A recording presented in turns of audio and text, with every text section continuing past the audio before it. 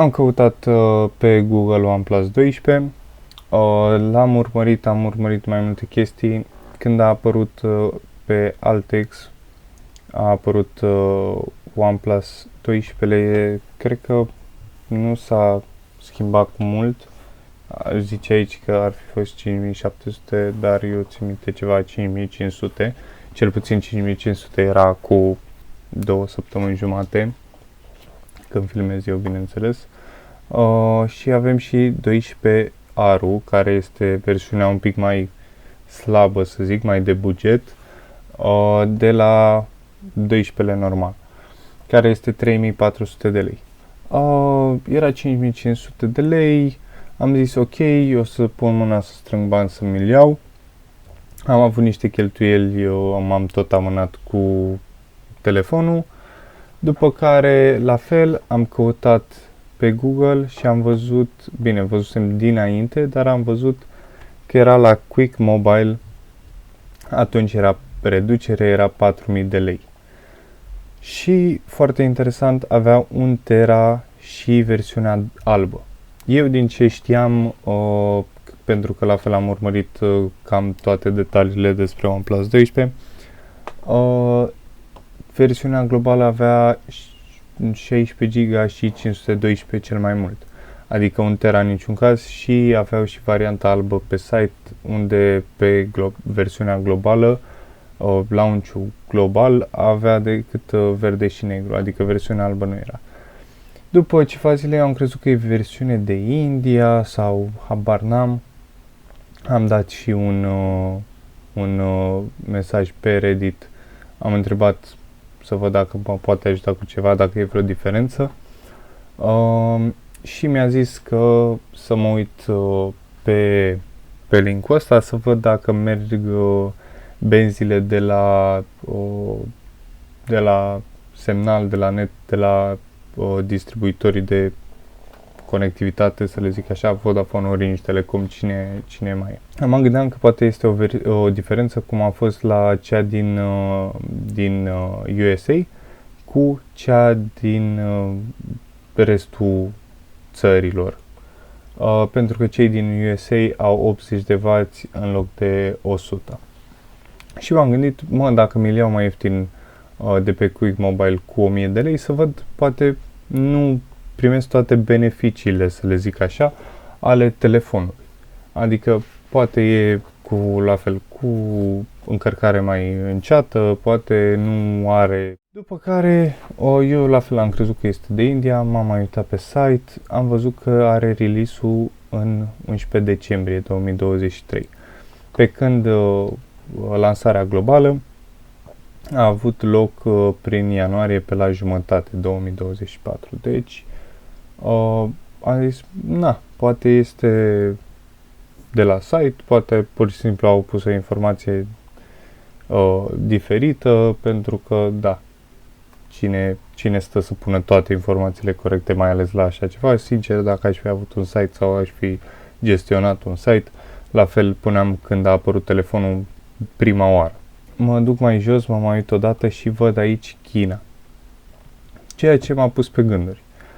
Nu mai țin minte exact cum am făcut, dacă am căutat pe Reddit, am găsit un link în care mi apăreau mai multe oferte de varianta de telefon, în care erau varianta de India, de Europa, Europa globală, America și China, și diferite oferte de la diferite site-uri. Site care livra în România, sau poate sunt mai multe, nu știu, și am zis să mă uit un pic.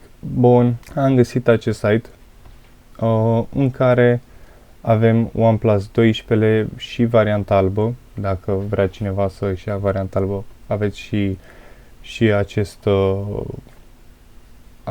model, această opțiune. Mai sunt pe site varianta de 12 GB cu 256, care, sincer, ai suficient spațiu, ai 12 GB de RAM. Nu înțeleg ce ai putea să faci pe telefon încât să vrei mai multe, 12 cu, ok, spațiu 256 la fel este foarte mult, dar dacă vrei să-l ai 4-5 ani și să-l ții, ok, poți să înțeleg 512, ce versiune am și eu acum. Însă este suficient și mi se pare că este cu 100 de euro mai ieftin, 500 de lei, care, de ce nu, se merită dacă nu ai nevoie de atâta spațiu sau de atâta RAM.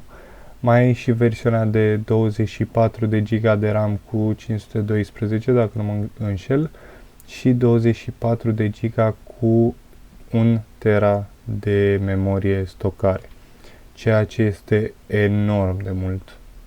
Este aproape 900 sau 1000 de euro, puteți să intrați pe site.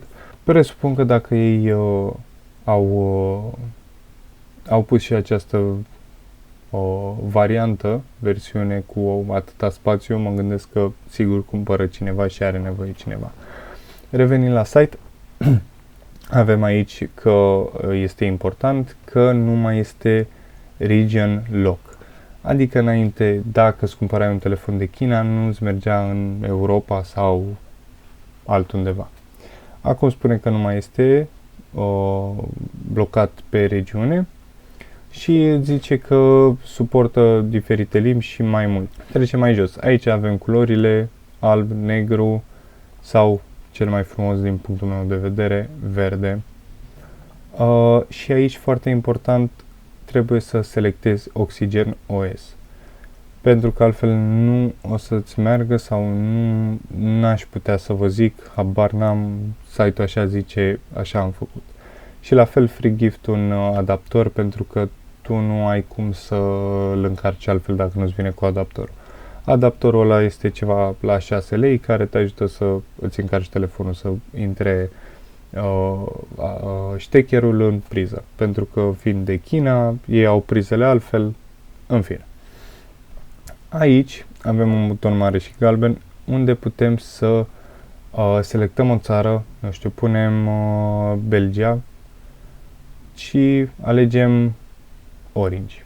Aici o să ne zică cât la sută este compatibil cu țara. Da? Putem să alegem Australia la fel cu Optus, 96 din 100. La fel, căutăm România, alegem pe Telecom 85 din 100, pe Digi 100%, deci nu trebuie să vă faceți griji, Orange la fel 100% și Vodafone cu 100%.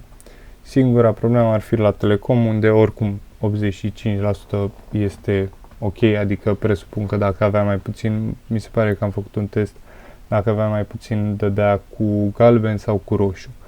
Deci cât timp e pe verde eu zic că este ok, dar dacă nu vreți să vă riscați și mai bine puteți să găsiți poate alte telefoane mai ieftine pe site-ul ăsta unde o să meargă și o să fie un procent mai mare.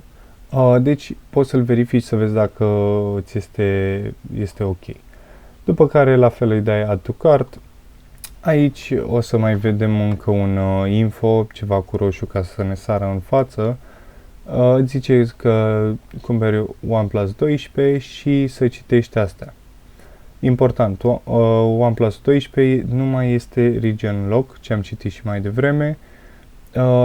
Te rugăm să să alegi Oxygen OS ăsta ca să ai limbile, presupun, variantele de română a telefonului, mă gândesc, română, ce mai este acolo.